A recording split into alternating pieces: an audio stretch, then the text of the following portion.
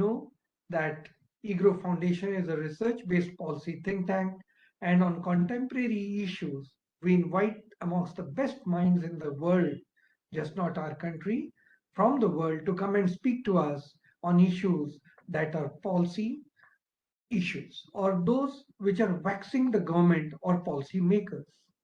Today's issue is in the same context. We are talking about the bond market.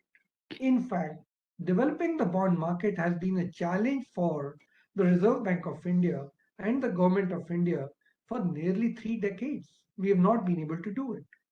Very little research on the bond markets in our country. And when I came to know that Dr. Alok Pandey has done some good research, we invited him. To chair the session today, we have Mr. R.N. Dubey. R.N. Dubey is from the Indian Economic Service, 1984 batch. He has worked at different places, including the World Bank. Most importantly, he was the advisor in the Department of Financial Services, Ministry of Finance, Government of India. With that, I hand over the session to Mr. Dubey, and by 3:30, we will wrap up the session because by 4 o'clock, we start the shadow monetary policy. With that, Mr. Dubey, over to you. Thank you. Thank you very much, Dr. Charan Singh. This is my first session with you with EGROW, and I'm very happy to be here today to chair this session. And I welcome Dr. Alok Pandey. And to briefly describe about him, Alok Pandey is a professor in finance and Dean School of Management at GD Goenka University. He is an expert in area of corporate international finance, investment and derivatives. He holds a PhD in international finance from University of Lucknow and master degree in management from Banaras in the University, India. And he has been holding host of other assignments, and it's good that he's going to make a presentation on bond, which is very close to my heart. And I had dealt with these things quite some time ago. I will come back on that at a later stage. The other speaker is Ms. Sunrita Chaudhari. Ms. Chaudhary is an assistant professor in finance and economics at School of Management, GD Goenka University. Her areas of specialization are international money and finance, security analysis and portfolio management, derivatives, stock market, operations, and macroeconomic theory and policy. She has NET certificate from UGC, and she has a lot of industry experience, and she will also be presenting a paper today. And finally, we have Ms. Prabina Rajib. She is a professor in finance at Vinod Gupta School of Management at IIT Kharagpur. She has more than 2 decades of academic experience and was Dean of Vinod Gupta School of Management from 2017 to 21. Professor Rajib has authored 2 books, Commodity Derivatives and Risk Management, and Stock Exchange Investment and Derivatives. And she also holds a lot of other degrees and a lot of other experience. So today's presentations will be by Dr. Pandey and Sunrita Chaudhary, and it will be and discussant will be Prabina Rajib. So I now hand over to Dr. Pandey to make his presentation. Thank you, Dr. Charan Singh, for inviting us here. The session chair, Dr. R.N. Dubey, discussant Professor Prabina Rajib, my co-presenter, Ms. Sunrita Chaudhary. Now, the logic of this particular presentation is that we have been viewing bond markets, as Sir said, a lot of research has been done over a period of time in other aspects of capital markets in India, but the bond markets are not as vibrant. So Ms. Sunrita Chaudhary actually is pursuing her PhD in this particular topic. And when we started working together, she had done some preliminary work into it, and we then changed tracks and looked into some aspects of term structure. And we started talking in terms of what best can we do, which could be addition to the body of literature. So this particular presentation largely is a work which has been done over a period of last 1 year, plus some additional work which Sunrita has done over the last 3 years on this. She has an experience with a financial institution, and she's an economist as well. She knows different aspects of it. So when we decided that we'll identify some particular topic in bond rather than taking the entire bond market space. So this particular presentation, which is entitled as Bond Market Development in Perspectives on and Perspectives on Modeling Term Structure of Interest Rate, Bond Prices and Bond Option Prices, has a kind of a we've divided this presentation in four broad parts, basically. The first one is that the introduction to bonds and bond markets in India. The second one would be models for term, two broad parts. One part would be the bonds and bond markets in India. The other part would be the models for term structure, bond prices, and bond option prices. So Sunrita's PhD work got acknowledged, and we got two papers out of this recently published in International Journal of Bonds, and not published. I think one is in press, the other one is in final stages. Both have been accepted. And the other one journal is called International Journal of Financial Markets and Derivatives. And these are all journals in the Australian Business Deans Council list, and fairly good journals in terms of their coverage of bond markets and derivatives. And we work together. I happen to be Sunrita's PhD supervisor, not to use a hyperbole, but she is very bright and she has done fair amount of good work on the management and modeling of these. In fact, a lot of data she has used in presentation, in fact, as far as Vasicek and TSIR models are concerned.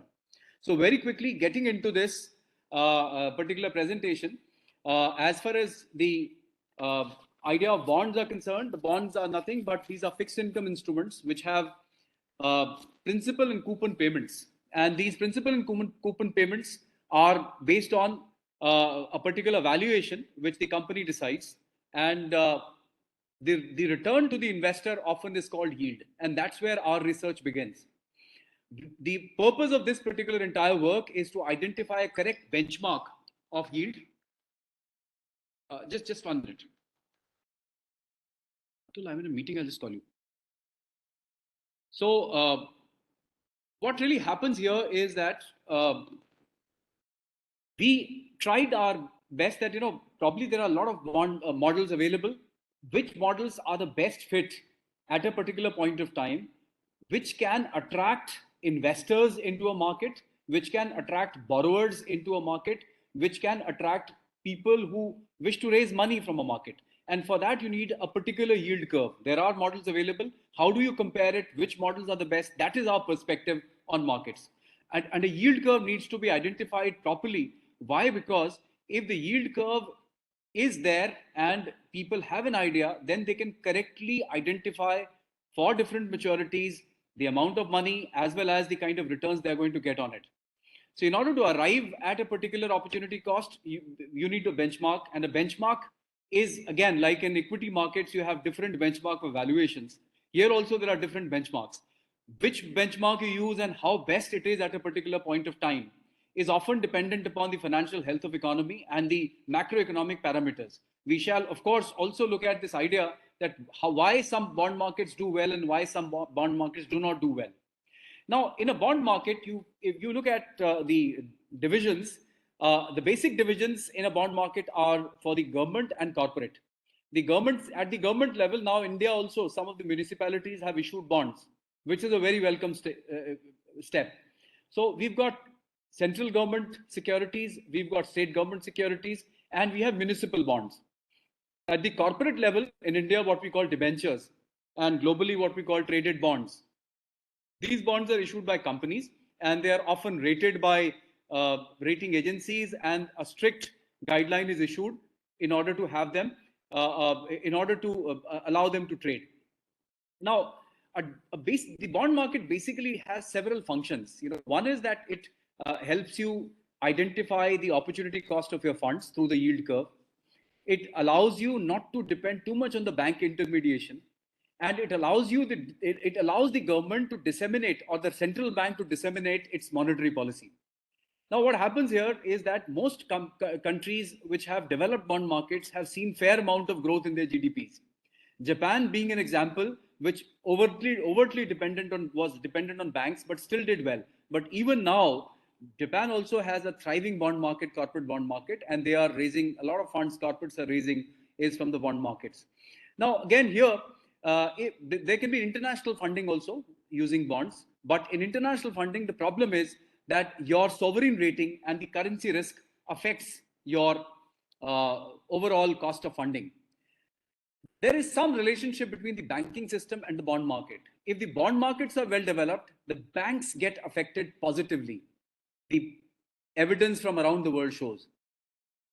Normally, if the bond markets are not absent, if bond markets are absent or underdeveloped, there's a lot of pressure on banks to fund the needs of the corporate as well as probably sometimes the state governments. And that's where we get into a cycle of non-performing assets.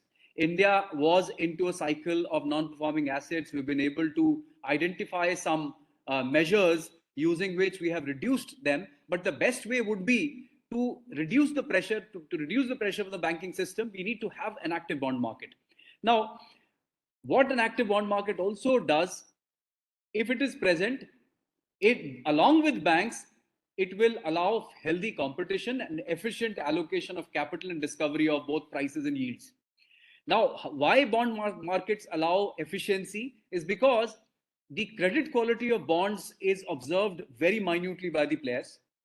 And when the bond markets are present, those who are looking for fixed income, they have an alternate choice and a variety of choices depending upon what the credit rating of a company is, based on which how much yield someone can generate over a period of time. Now, some of the literature we reviewed during the process of this study, which has been very exciting for me in last 1 year or so, is that, you know, if you look at around the world, people have studied the relationship between banking system and bond markets. And what we divided was, we divided into symbiotic and non-symbiotic effect of bonds on the bond markets on banks. So if you look at symbiotic effects, there's some very prominent effects. One, that if the bond market is present, then you can identify correct interest rates better. So therefore, banks can get an idea as to what and how to price their interest rates for different maturities, whether it is for deposits or for lending. Now, bond markets also help banks securitize their assets. They also allow them a risk management tool through the, the banking system basically thrives on the fact that they invest a lot of money into government securities markets around the world.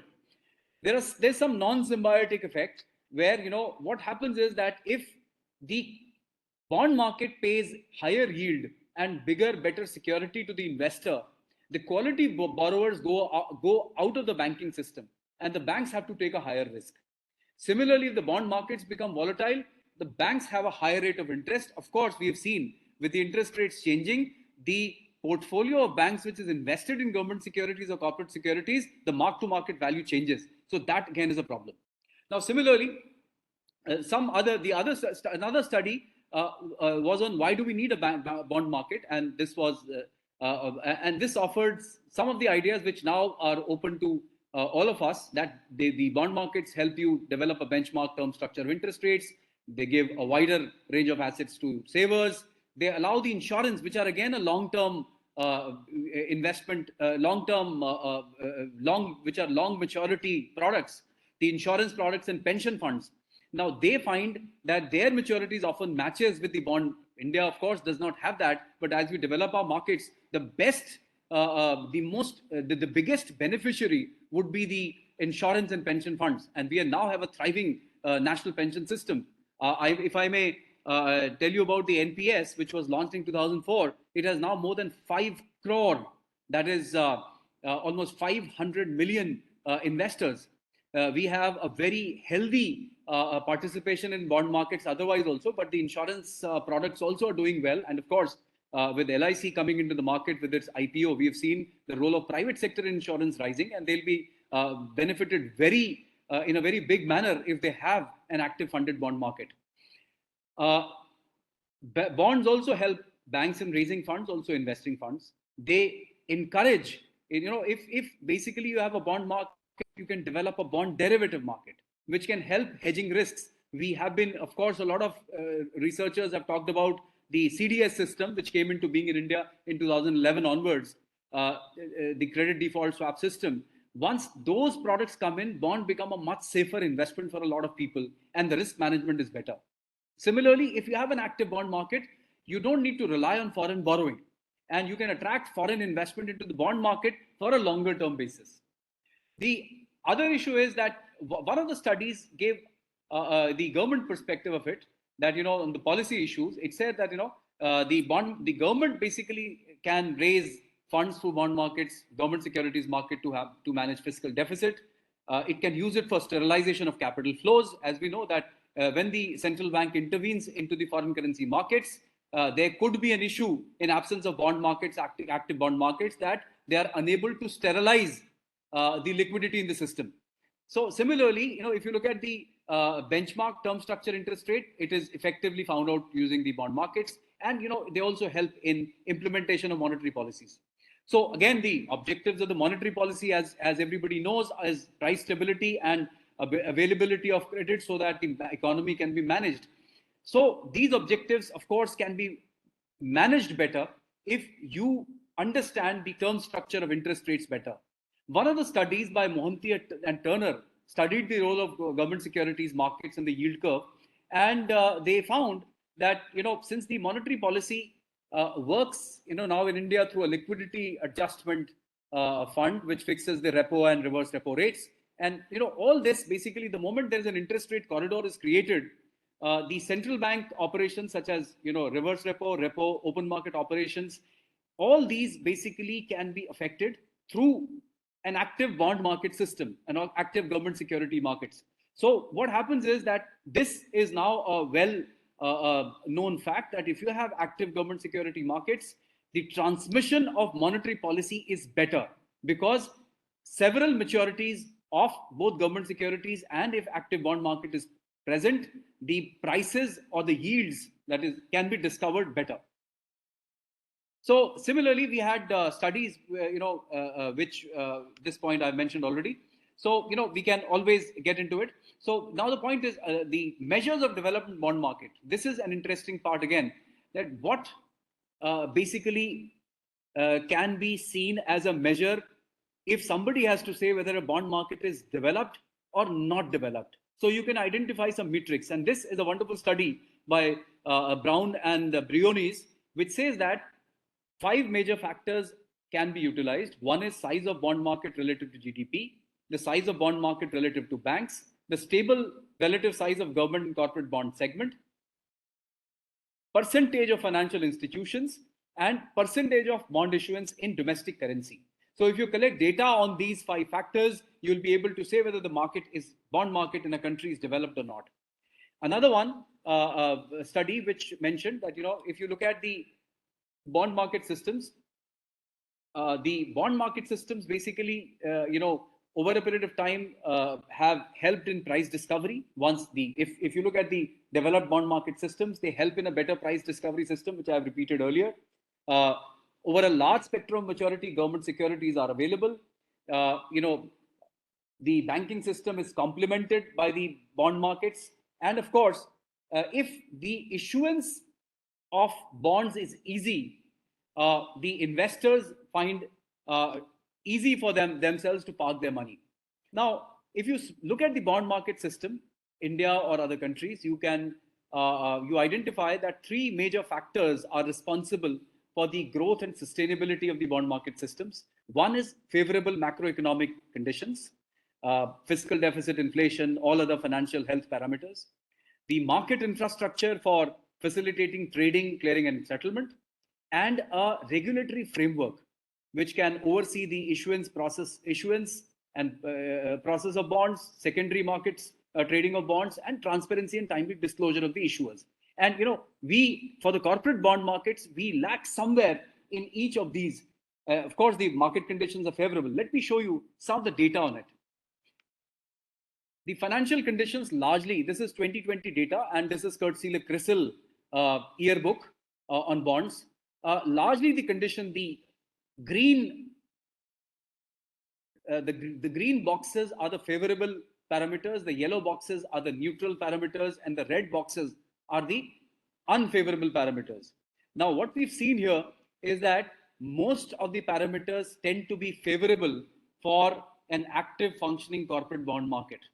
Now, for the bond market in India, there are several studies which have been done, and they found that there are structural bottlenecks, there were problems in terms of trading secondary market issues, and one of the major ideas, inefficiency in identifying the right term structure of interest rates. The inefficiency gets in because you did not have a right model. We did come to a point where the Nelson-Siegel-Swenson model was used by CBIL over a period of time, and now we are saying that some other models can also be considered. So what we have seen that all these factors have been documented well as to why the markets in India have not grown as much. So you look at the over dependence on bank lending, you look at structural bottlenecks in the market, you look at the weaknesses in institutions supporting the market, and you look at unfavorable macroeconomic conditions. Now, one after the other, this study was 2004. Each of these factors are being taken care of. And as more research happens into it, probably we'll find a good solution for it.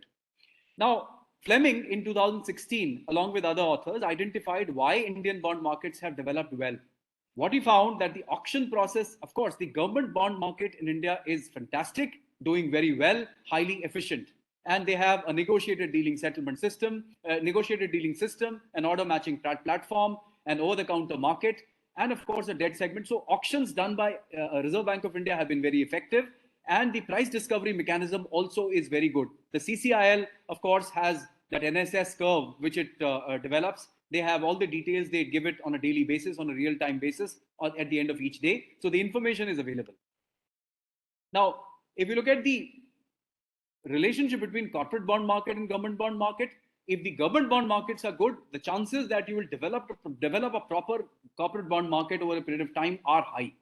And we have seen that the presence of, in the literature, that the presence of government security bond market and the steps taken by the government under Honorable Governor Y.V. Retd in 2007 onwards, in the first decade of this century, what we found that several of the steps during those regimes on the bond markets, there's a wonderful article, I think I read, a speech by Y.V. Retd, who had encapsulated all these steps taken by the government to develop it. That had a very strong effect on the development of corporate bond markets, and that we collected some data on it. So the fact is that, the reason why this corporate bonds market was small, that, high cost of issuance, very stringent disclosure norms, and of course, both supply and demand side factors were responsible for this. So supply side, as I said, high cost of issuance and stringent disclosure norms. On the demand side was, of course, that several of the players, the financial institutions, failed to generate demand for these corporate bonds, since they don't qualify as eligible investments. Now, it has been said, I think now government is taking due consideration on this particular point. Of course, over a period of time, we have created an FPI, and there's some more work at the end of the presentation, which Sunrita would discuss. The foreign portfolio investment, the impact of it on the market, which has also been very positive. Now, the corporate bond markets basically tend to be, in India, people tend to hold these to maturity. The secondary market is not doing as well. And we hope that over a period of time, the liquidity would come in as, we have better identification of term structures in the corporate bond markets. The issuance norms would be eased. The credit quality and the mechanism to measure credit quality would be strengthened. And all these factors would help us. Now, let us look at some of the data based on bond markets in primary markets of bonds. So if you look at it, there's fair amount of growth in terms of total state government bond issuance on the right-hand side of your table. If you look at the overall issuance in terms of rupees crores, there's hefty increase from 2015, 14, 15 in the government bond market. In the GOI bond market, Government of India, again, there's hefty increase. However, the total the issuance in terms of corporate bond is what is not very healthy. It is still around 4% of GDP. Whereas, if you look at the government bonds, they are almost 95% of the GDP. Now, if you look at the capital market issuances by corporate sector, over a period of time, they have seen an increase. Equity, if you look at the equity shares, They definitely are, a big idea now with more than 8-10 crore people who are investing directly into the equity markets over a period of time due to COVID impact. We are seeing now a growth in the debentures market also. And over the last few years, there is a growth in it. The capital market issuance, which picked up early part of 90s, through the equity, has not reflected as much in the bond markets, which is a point to be taken care of by the regulators. The secondary market of bonds, as such, as far as is concerned, if you look at it, the transaction levels, the secondary market trade in corporate bonds. This table defines over a period of time 2014 to 21 the outright transactions in GSEC, state government security and treasury bills, and the repo transactions in GSEC, state government securities and treasury bills. So we see that the levels are higher again in the government bond markets as compared to corporate bond markets. This particular table explains the secondary market transactions in bond, the outright transactions. The table, it is the extension of the table.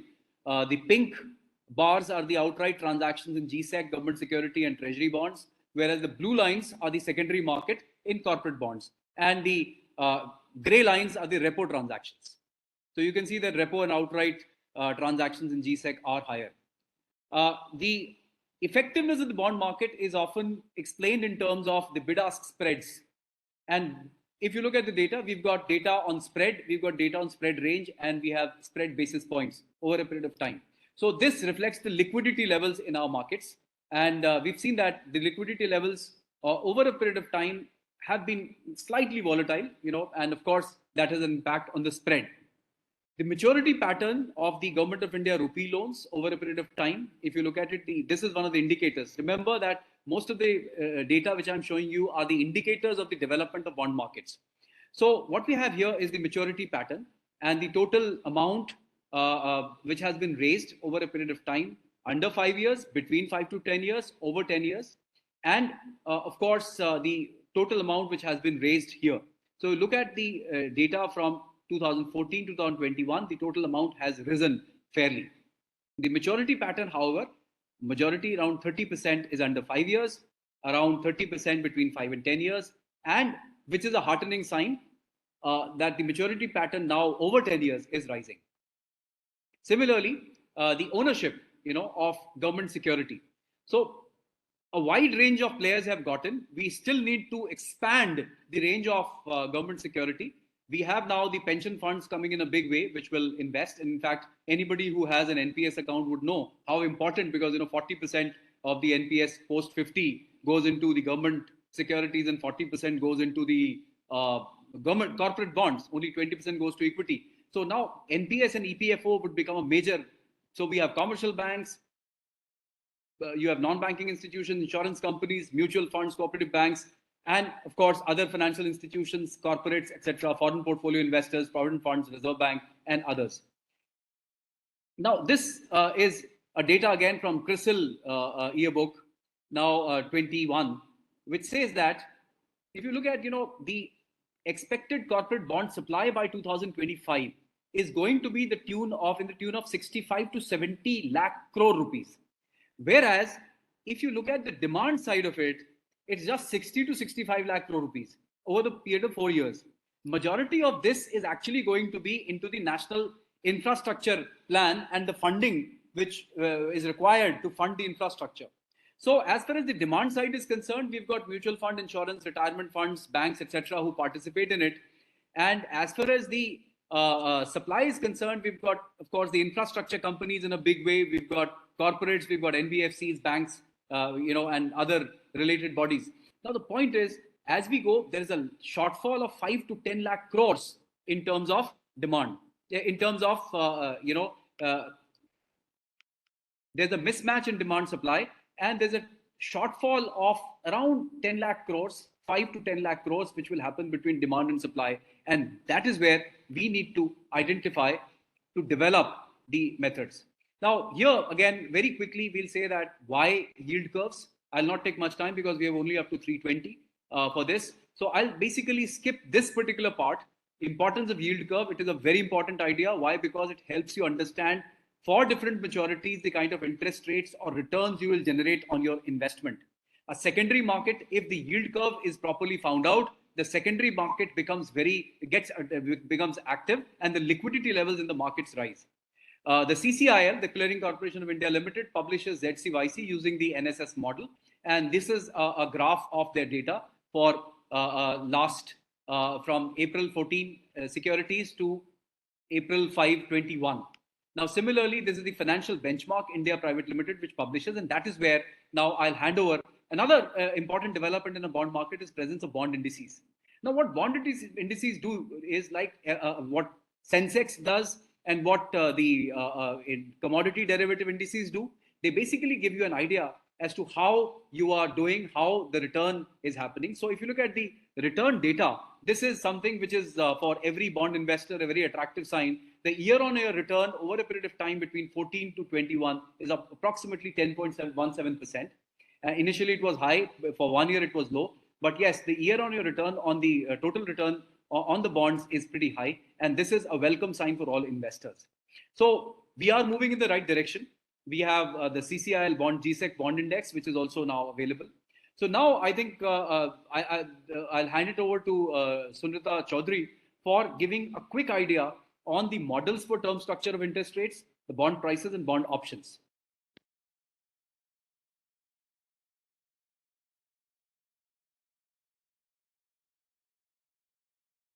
Thank you so much, sir. Very good afternoon to respected Dr. Charan Singh, Mr. R.N. Dubey, Professor Dr. Prabina Rajib, and my guide, Professor Dr. Alok Pandey. So this presentation is basically a part of my PhD work on yield curve modeling. So without wasting time, I shall straight away move on to some of the research questions which the study tries to address. Does India offer a well-functioning market for government security and corporate bonds? And do we have the scope to structure or to create a benchmark term structure of interest rates? Sir has already addressed these 2 points. So I straight away move on to the third, fourth, and the fifth point.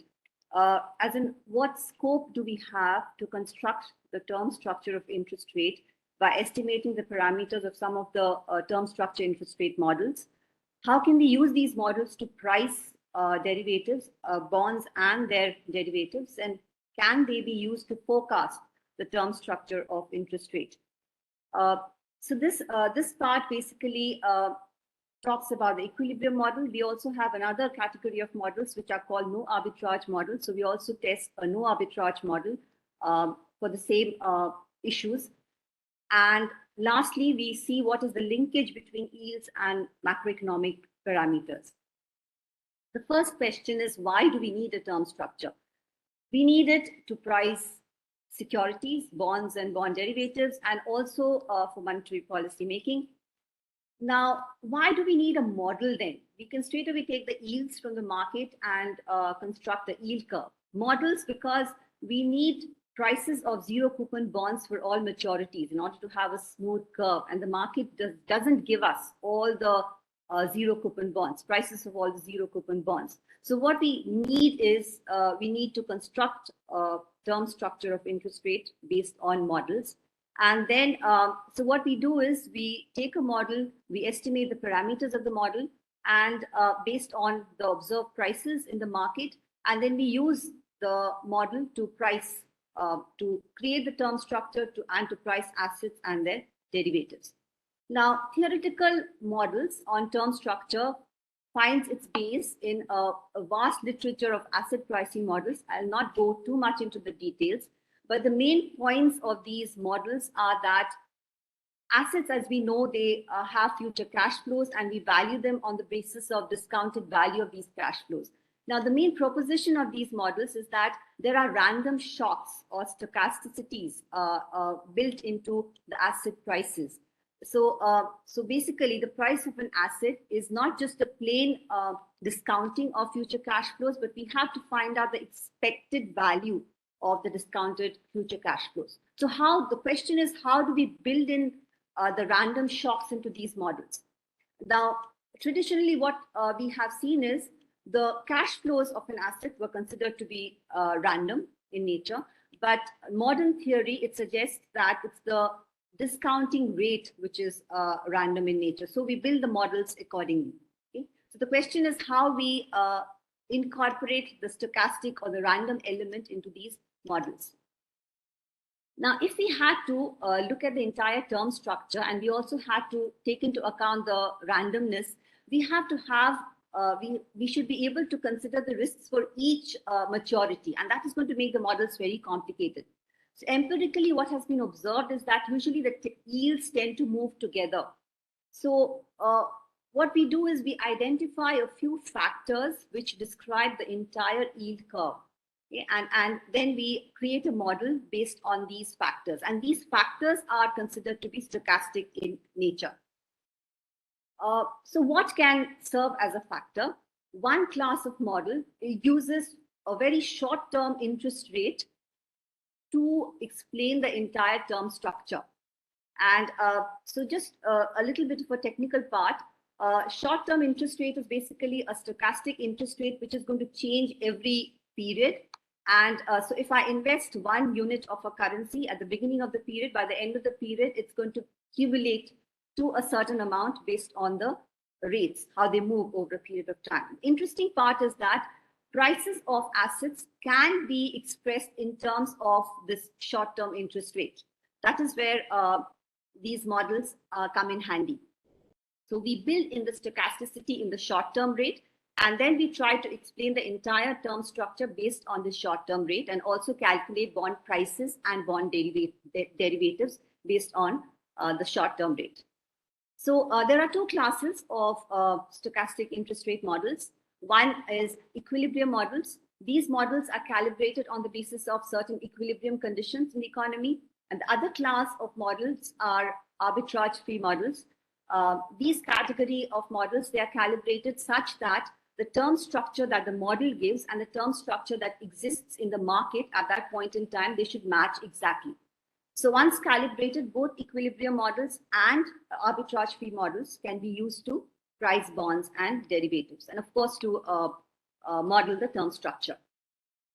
So I'm sorry, there are two terms which are missing. It's basically a volatility term. So what we do is, what literature does is, it shows the change in interest rate, the short-term interest rate, as a diffusion process. And there are two parts of the diffusion process. One is a drift and the other is a volatility. And together they decide or they define the movement of interest rates over a period of time. Another very important factor which comes into the modeling of the term structure is the risk premium. Some models, they assume that the risk premium remains constant over a period of time, and some models, they allow it to change over a period of time. So what we do is we look at two very prominent equilibrium models which are used in the term structure of interest rate literature. One is Vasicek and the other is CIR or Cox, Ingersoll and Ross model. Basically, these models, they explain the diffusion process of interest rate through a process called Ornstein-Uhlenbeck process. Now, I'll simplify it. Basically, this process has two terms. One, which is called a mean reversion term, and the other is a volatility term. So what do we mean by mean reversion? The economy will identify a long-term average interest rate, and the moment the actual interest rate moves away from this long-term interest rate, there is going to be a reversion towards the long-term rate at a particular speed.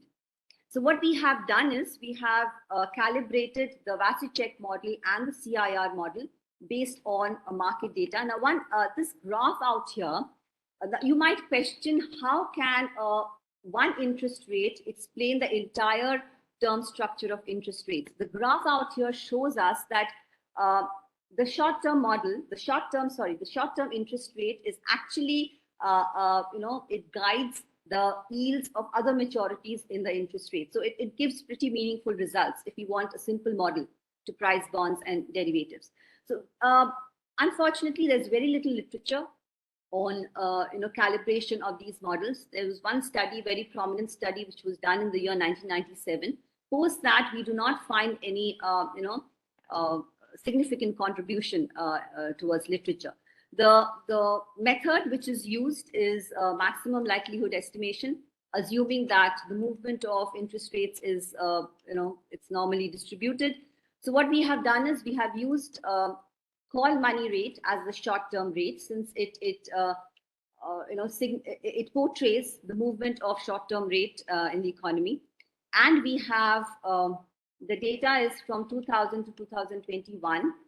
And what we have done is we have calibrated the model. By calibration, I mean we have to estimate the long-term average rate, the mean reversion speed, and the volatility.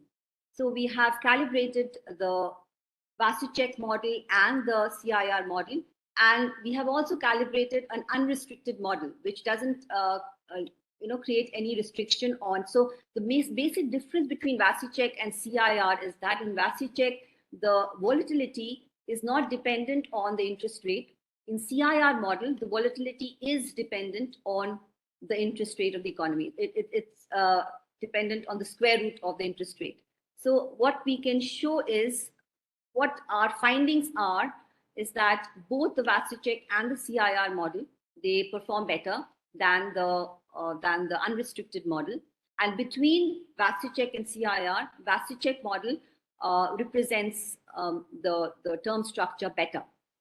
And by mean reversion, the mean reversion speeds are different for the two models, slightly higher for Vasicek model as compared to CIR model.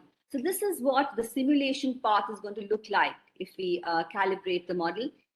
One thing to note is that Vasicek model allows interest rates to be negative, whereas a CIR model prevents the interest rate to be negative because of that volatility being dependent on interest rate. So how do we explain whether a model is a good model or not? First, we have to fit the existing term structure of the market, and secondly, we need to predict the future term structure, and we also need to see how far these models are going to. So this study ends, the period of data ends at August 30th, 2021. So we have taken the benchmark curve, the par yield curve, as published by FBIL. We have bootstrapped and found out the zero coupon bond yields, and we have plotted that. The orange graph gives us the bootstrapped zero coupon bond rates, and the blue line basically gives us the term structure given by the Vasicek model. One interesting thing to note is that as we increase the volatility, the market risk premium, the fit becomes better. So at 20%, we have a fairly good fit of the term structure given by the model and the term structure which exists in the market. These are the projected graphs. So we can project we have created a 3 months, 6 months, 9 months, and a 12 months projection. We have to keep in mind that there's a randomness in these projection curves.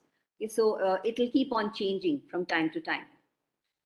Now, based on the model, the calibrated model, we have tried to price a 10-year government security bond. It's a benchmark which is used for many transactions in the economy. The market price as on 31st of March was 99.15, and our model price based on estimated parameters was 100.95.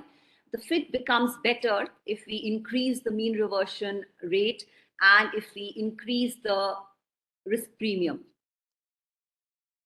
We have also used this model to price options, and the price of a call option works out to 1.07. I'm not showing you, I mean, the calculations have a very, intense spreadsheet as a backdrop. I'm not showing it in this presentation. I'm just keeping it simple. So this is this is how we have used the equilibrium model to show whether it can be used for term structure evaluation and for pricing. The other model that we have worked on is the no arbitrage model. And here again, we have calibrated a particular model called Black, Derman, and Toy model. This is again a one-factor interest rate model. And the calibration here is done on the basis of a binomial tree. So what we do is we build a binomial tree. From every node, we have an up state and a down state. And how the interest rate is going to move is again going to be defined by the diffusion process given by the model. So using this model, again, we have priced a 10-year security. It has worked out to 98.99, close to 99.15. And the price of a call option has worked to 2.20. So one thing that we need to note is that the prices are different. And the studies have pointed out that unless we standardize the measures of market risk premium, unless we standardize the measure of volatility, mean reversion, and the long-term average rate, the results are going to be different. The point to note is that these models now give us the opportunity to arrive at a benchmark term structure interest rate. Only thing is we need to standardize the models. We need to understand which model is best suited for the economy. And this is also important. The study is important because at present we are allowing FPIs to invest in our country, and FPIs would definitely look for instruments to hedge their positions in the market. So the bond market option is the option in bond market is at a nascent stage. So we need to standardize the pricing formula for that is to be used for the pricing of bond options. Another part of the study looks into the linkage between macroeconomy and term structure of interest rates. Now, this short-term interest rate that we are talking about actually forms a very interesting link or important linkage between the financial world and the macroeconomic world. Previously, we had different models being used for the financial world and different model for the macroeconomic world. But the 2008 crisis has actually shown us that the disturbances created in one market would have a great impact in the other market. So therefore, there is a lot of focus now on macro finance modeling of yield curve. So what are some of the macroeconomic variables that affect yields? We have output, inflation, fiscal deficit, call money rate, exchange rate. Now, over and above these variables, we have also incorporated the effect of FPI in debt. So we know that post 2014, there's a lot of thrust in investors, in attracting investors, foreign investors into our debt segment. So now what we usually expect is that international capital flow would increase the availability of funds, and this should reduce the cost of capital in the economy. And of course, that would encourage investments. So our focus here is to see whether it actually reduces interest rates or not. So we are following a study by Warnock and Warnock, which was conducted in 2009, based on the US economy, where they were trying to see whether change in international investments actually affected interest rates in the economy. So we do find some interesting results. The FPI in debt to GDP actually affects the interest rate negatively, which is expected. But in certain maturity segment, it is significant. In certain maturity section, it is not. Apart from that, we see call money rate and long-term inflation expectations. They affect yields. Fiscal deficit, on the other hand, do not have any statistically significant effect on yields, which goes in line with findings by other studies. But as we pointed out, FPI it has a negative impact on yields, which is good. It is going to help in bringing down the overall cost of funds in the economy. Of course, we need to keep in mind that the sterilization effect or the sterilization effect should not take the effect on yields in the opposite direction, which they might do at certain points in time. So That is pretty much what we have done. We've also done some vector autoregression analysis, where again the studies have found out that there is not very meaningful improvement in the model for forecasting of yields when we incorporate macroeconomic variables into the yield curve models. So basically what we are trying to, our work, what it would do is it would be a major contribution to the empirical research on application of interest rate models in the Indian context. It would actually encourage wider use of these standard models which are used elsewhere, like the equilibrium models and the arbitrage models. Of course, we need to standardize our measures of volatility, market risk premium, as I pointed out, and there should be a better linkage between interest rates and the macroeconomy as we become more matured, an economy and a market. Okay, so with that, I'm going to end my presentation. We are now going to take some questions. Thank you, Sunrita Chaudhary. Thank you very much. Very good presentation. I mean, I liked it very much. Now I will ask Dr. Prabina, Rajib to make some comments. But before that, I would also request Dr. Pandey, because he gave a very good snapshot of bond market. And but you know, among the measures, among the reasons for not development of corporate bond market, I didn't find mention of this crowding out effect, because you know, lot many people talk about crowding out effect because of too much of government bonds being issued, so that the space for the private bonds is not there. So maybe you can answer after Dr. Prabina Rajib has spoken. Okay, Dr. Prabina Rajib. Yes, thank you. It's very, very fascinating to hear. In fact, I learned quite a few things listening to this presentation. But my question is that Reserve Bank of India, Government of India is doing, you know, a lot of committees, lot of initiatives to strengthen the India's corporate bond market. But you know, the result is very much, we are able to see that it has not yielded the result what Reserve Bank of India or Government of India wanted. Now, through your research, what do you propose that what needs to be done to you know, make this market more broader and more you know, depth should be more trading volume should be there, more issuance should be there? I think I'll first take this point, and including the point which was on crowding out the private investment. The basic idea of developing any particular market is that we should have liquidity, we should have depth, and you know, we should have you know, over a period of time, a wider market participation. So what probably has happened over the last 20-25 years, a lot of focus has been given on the equity side of the market, and a lot of focus has been given on the bank side of the market. The answer to both these questions by Dr. Dubey and yours are actually linked.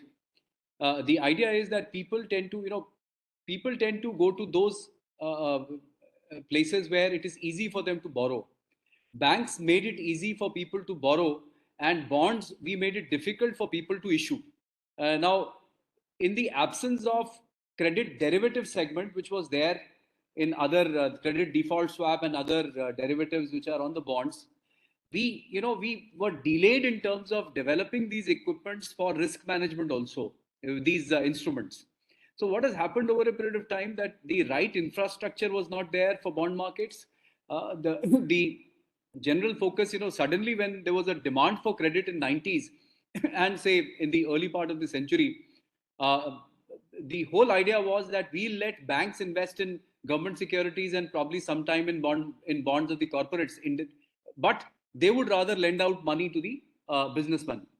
Now the focus is that credit rating systems, although they were good in 90s, they did develop well and they are now picking up, had the focus, like I remember the story about National Stock Exchange, how it was created, when Mr. Ravi Narayan visited Sweden and came back, and he was able to start a new public sector company, National Stock Exchange of India Limited, and you know, screen-based trading happened. So, there are 2-3 things: absence of secondary market, absence of, so presence of too many stringent norms for issuing bonds, the price discovery mechanisms virtually absent. So all these basically came together to ensure that bond market didn't develop. Now, majority of these factors have been taken care of.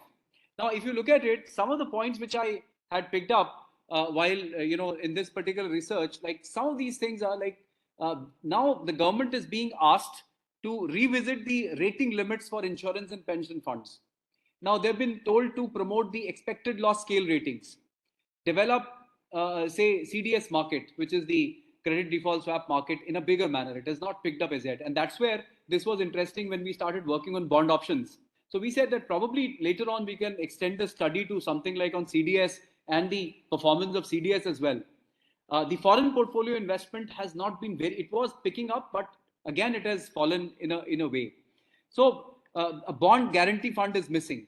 There's several other, suggestions which have been given to the government again and again. And of course, one of them was creating the right benchmarks. So we have now, this research is right, basically saying that if you create several benchmarks, then if I am an investor, I'll not depend only on CCIL to tell me as to what the zero coupon yield curve would be. Like in an equity market, I've got 10 different ways of valuing an equity, and I can identify 10 different ways and take a weighted average as to what the price of the equity should be, which I buy. So similarly, in case of bonds, yield is more important than price. So if I know several models of yield curve, I can actually come to terms with an idea, no, this could be the best and this could be. So I think, we hope that over a period of time, the government would take into consideration all that which has come to it through different forums. We also are part of that. Mr. Dr. Charan Singh, this wonderful forum of EGROW has again, this is a way of disseminating our information about bond markets. The reason I got interested into it was the entry of pension funds. If you look at it, majority of the investment in these bonds was only by banks, government security by banks, corporate bonds, AAA rated banks. Now, what has not happened is that the wider participation of public was not happening. So as you have number of people coming in from the pension fund side, as the numbers grow, this would become a very solid market, and probably it would, as I said in one of my data sets, that bond issuance in corporate sector is only 4% of GDP. It can easily go up to 30%. Like Japan was a bank dependent market, but Japan now has around 33% of corporate bond issuance of the GDP. So let's hope. And Sunrita, you have anything to say on this? He had asked a question on crowding out of.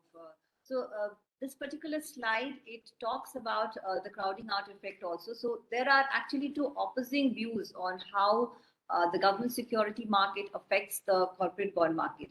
Yes, traditional economic theory tells us that growing fiscal deficit will lead to crowding out of private investment. And we have had periods of high interest rates when it discouraged private investments. But there are studies which have also shown that the government security market, the infrastructure that is created through this market, and most importantly, the benchmark that the government security market gives us, the benchmark yields, that serves as a good support for the corporate bond. So it's because pricing of corporate bonds is very important. The risk element should get properly reflected. And for that, we need a good benchmark. And I think that is where the government security market helps. Another idea which comes here is that, the more you fund your fiscal deficit through issuance of government security, the more the yield curve shifts, upwards. And this becomes, difficult for the corporate sector. The interest rates would go up, and the corporate sector would find it very difficult to actually, issue bonds at, higher yields. So that is what, again, one of the reasons why the markets did not develop, and not the and the government, which is 95% of our bond markets are actually government bonds. The government took the market away. So I think somewhere a balance has to be drawn. But again, a lot needs to be done in terms of the issuance part, the growth of secondary market part. I think the best way out is that having organized investment from mutual funds or these pension funds to get into it. So basically, you are agreeing to this crowding out effect. Basically, you are agreeing that because of government issuing too much of papers, the private sector is unable to, the private corporate bonds are not developing. Another issue Yes. this is, this, there is preference for unsecured papers, preference for secured papers. We don't have, if you look at the market, I think almost 60 to 70% is secured papers only. Unsecured papers are not there. But, for a market to develop, we need more of unsecured paper. Because only when unsecured paper is there, then, you have to do that calculation. The stream of incomes is not defined right in the beginning, and that will help in developing the market. So what are your views on this? The whole idea of this whole game of issuance of bonds is dependent upon the entire mechanism of who rates these bonds. You said, if there's secured and unsecured, secured versus unsecured. So, what really happens is that the mechanism, if it improves and the credit rating system improves, I think this problem can be taken care of. That is what I feel here. If we have right credit rating system, the problem here is that when junk bonds enter into the market, high yield bond enter into the market, often public gets drawn to them. And that is where we get in some real issues. So I believe that, if you look at this idea of secured versus unsecured, the idea of ratings is important. The idea of issuance norms is important, because you can't be very sure that if you allow a large number of corporates to issue securities, then the money of the investors would be safe. That is the other question. Okay. Yes. Dr. Prabina, you wanted to ask something.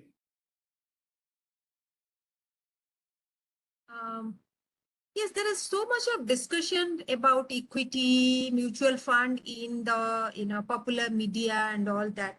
Would it be that a lot of people are not interested to or not aware of it, this investment opportunity, because there is lack of knowledge or lack of information in the popular, media, TV discussions? And what's your view on? I think what I felt when we had long discussions on this in last 1 year, I and Sunrita, as to why people stay away from fixed income market. I remember Percy Mistry wrote a report in 2007 on Mumbai as international financial center. In that, he mentioned this idea: why do we not have a fixed income culture in this country? Now, one part is that Indians by nature are afraid of numbers. It is rare to see, now, I should say this publicly, but my daughter scored 100 in mathematics 2 years back in a 10th exam. And that cleared my concepts that, that this country, children, if they are raised in a particular manner, in a logical manner, they can think more about numbers. So what happens that there is a lack of awareness about numbers. Everybody looks at the investment from the point of view in terms of, the growth of the size of that investment over a period of time, which is, and in fact, in fixed income, what really happens, that the asset itself does not change in price. The principal remains the same, whereas you get a fixed income. Whereas the lure in this market is that you invest in real estate, the prices would grow. You invest in equity, the asset itself would, increase in size. So, one way was that people were, number one, afraid of doing the calculations, and they were unaware of the idea of coupon versus yield. And a lot of people never understood that yields, actually, if you have an active secondary market, you can have a higher yield if you sell the bond in between. Again, the bond trading infrastructure was not available. But the other part also was there. People often feel that I invest in a bond and I'll get this money back, only some income would come. Whereas in equity, my stock price, and then the media glamorized the equity market. The media glamorizes the real estate market. Probably there are ulterior motives. There are financiers and there are people who fund these programs which come on television and are on newspapers. So bond market basically was the poor cousin, where people did not understand it much initially in terms of numbers. Then they got confused that, oh, I'll only get my money back. Whereas in a equity, I'll get dividends, but my principal also would rise. The whole asset in terms of quantum would rise. In real estate, I'll get rents from my property, but the price of property would also rise. So in a growing economy, I believe we are on the same page as all developed countries.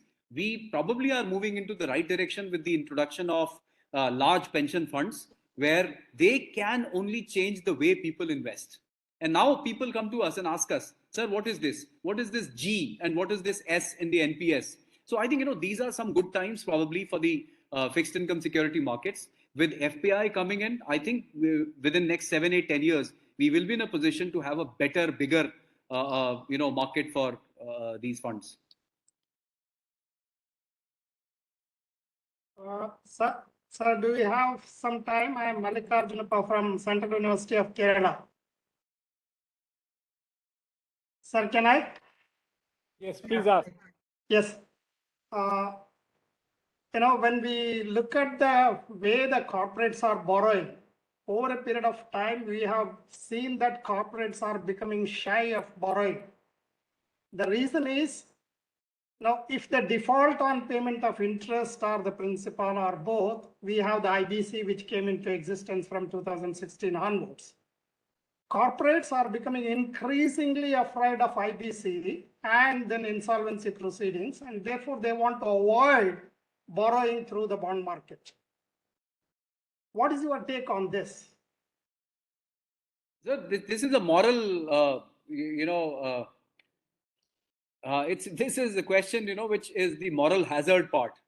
So what really happens is that bond financing is a kind of a loan, which is a kind of a contractual obligation between the buyer, individual buyer, and the company. Now the bond issue process is regulated strictly now by Securities and Exchange Board of India. We are talking about regulating bonds through credit rating agencies. We are asking to create a secondary market infrastructure for bonds. Now, we are asking for the expected loss ratings. We are asking for the derivative segment available on bonds. Now, this is the first part of it. This would enthuse the investor to buy a bond.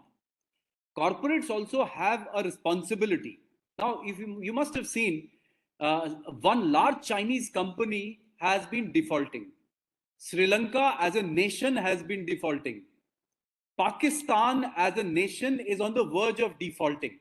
So bond markets, you need to, you know, be careful as to who is allowed to issue a bond. Bank funding, the reason NPAs were created was only why, because the corporates took the loans and did not return to the banks, and banks basically survived because of the high savings rate in the Indian economy, and everybody in India, people treat their savings account also as a fixed deposit. They don't withdraw money even from their savings account as such. So that's why, you know, they have those flexi deposit schemes. So what I'm saying is that the idea of corporates being shy from borrowing is more an issue of moral hazard on the corporate rather than the system. It reflects poorly. I believe that the corporate should go to the bond market after a rating done, get the investment of the, you know, it should be a particular investment where the investor should feel secure with the company. Let me tell you, Reliance has been raising international funding since 1993. And they've been raising very large amount of funds, even 100-year bonds, and they have done a good job till date. So there are companies which are good and people would invest in them. But this is something where, you know, if a company does not have faith in its own capacity to repay, then it should basically not play with the investors' money in the bond market. And then they should also not be given a motivation to borrow from banks in absence of availability of the bond option. They shouldn't go to a bank just because they know somebody in the banking system, you know, to get a loan sanctioned. Okay, thank you. Thank you, Dr. Pandey. I think, Dr. Charan Singh, do we have time or should we conclude? Actually, we have run badly out of time. Okay. But the session was so interesting and so gravitating, and the topic was handled so very well by both the speakers and the discussant, and of course you, Mr. Dubey, that we were all fascinated. I didn't realize it's 3:43. 4 o'clock, we are starting the shadow monetary policy. Okay. So I do not know if the discussant has finished her, Madam Prabina Rajib. If she wants to take a minute or two, then we should be ready to wrap. Otherwise, I'm ready to close. But I think I do not know. I don't have anything else to share. As very rightly you said, it has been a very, very interesting, you know, not only the quantitative side, also the logical way of presenting and relating the whole big picture of the bond market and investors' interest is very, very fascinating. Yes. Sir, just can I take one more minute since this example of Reliance Industries was brought in? At one time, Reliance Industries had 3 lakh crores as its, debt on the balance sheet. But Reliance itself has become highly jittery now, and they have been reducing the amount of debt on its balance sheet through the stakes. Say they are selling their stake and then trying to reduce the amount of debt. So if Reliance as an industry is leading this type of an example to reduce the debt, how do you expect the bond market to develop through the participation of the corporate? I'll tell you, sir. I think again the idea is if you find cheap to raise money through equity, you would never go to bonds, because in case of bond, you have an obligation to pay on a regular basis to the investor. The money, the way it has come in the equity market, this has ensured that lots of corporate basically have, moved towards the equity side. But let me tell you, in the equity side also, it's not all easy. We have seen all the issues which came last year now being trading at discounts, including the LIC issue. So let me tell you, sir, the idea is that this bond market has to be for the responsible investor. The Reliance became big only because of the bond money they raised in 1990s from a very developed market, United States of America. So somewhere I think we can have an active bond market in India, and probably we'll have global investors borrowing from India. And not everyone would be able to Thank you, sir. the country risks also. Reliance is a big player. Yeah. Small corporate wouldn't get the opportunity of investing in international or borrowing from international markets. I think big corporate are bulk of their fund requirement is coming through their own internal resources. Almost. Yes, another reason. Yes. Yeah, 30% to 40% is coming from their own internal resources. Then new equity, that share in fact is falling. It was around 17% in 2001. It has come down to almost 13-14%. So equity segment is now declining, and bond is not increasing. That is a different matter. Bank loan is increasing. Somehow or other our reliance on bank is not reducing, which needs to be taken care of. I think bond market must develop so that our reliance on the bank sector should decline. So good, very good presentation. In fact, I have lived through all this. I joined Ministry of Finance in 1992 when all these things were happening. Those days even interest rate on debentures were decided by Ministry of Finance. There was an office called Controller of Capital Issues, you all may be knowing. They used to decide the price of debentures. So we have traveled a lot from what it was there in early 1990s, and still there is lot many things to be done. So thank you so very much, Dr. Pandey, Dr. Ms. Sunrita Chaudhari, and Dr. Prabina Rajib. Very good presentations and very interesting discussions too. And now I hand over to Dr. Charan Singh for his final concluding remarks. So I must thank the chairman for handling this session so well, very rich once again. Must mention one of the best discussions that we have had on the corporate bond market. All of us in the Reserve Bank, in the government who have been associated with the financial world will tell you how the yield curves were determined before 91 and how auction systems came and changed the whole thing. And the discussion on the bond market is so rich. I myself feel whether municipal bonds can come in and bring in more instruments. The idea of the pension funds coming in and bringing in liquidity and investment, and that the movement has taken away from the commercial banks to diversified portfolio and diversified ownership. I think these are the very, very important points that we need to discuss. So I thank all the speakers. The recording, and this is going to be a very important recording. The recording will be available on the website tomorrow, and I'm sure each one of you will benefit from using it in your classrooms or sending it to other policymakers. I intend to send it to some policymakers both in the government as well as the RBI. Mr. Dubey himself is from the Northern Board of RBI. He may like to send it to the governor himself. With that, I must also mention next week we have an excellent discussion On Russia-Ukraine war, Professor Kondapulli will be speaking along with Ambassador Verma and General Rajeshwar. I think that will be an interesting session. And week after that, we have Surjit Bhalla, Dr. Virmani and Bhasin speaking on the government's programs and poverty. And a week after that, we have Arvind Panigaria speak to us about reforms. So the next 3 weeks are going to be very interesting, and I invite each one of you to please spare an hour with us and take the benefit of the speakers that we have lined up. Once again, let me thank the speakers today, let me thank the chairman today, and the participants for enriching the discussion. Thank you very much. Thank you, sir. Thank you very much, sir. Pleasure being here.